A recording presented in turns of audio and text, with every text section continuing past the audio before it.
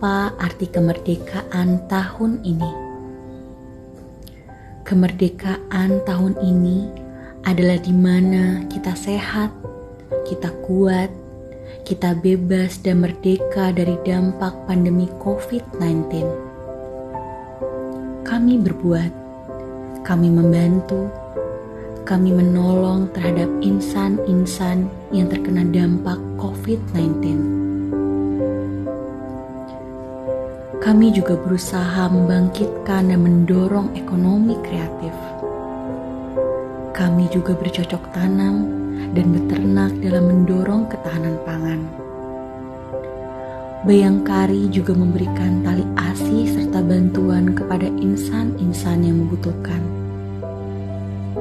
Harapan kami, semoga di hari kemerdekaan ini, Bayangkari menjadi organisasi yang bermanfaat, tumbuh dan berkembang, serta menjadi bagian roda dalam menuju Indonesia maju, merdeka.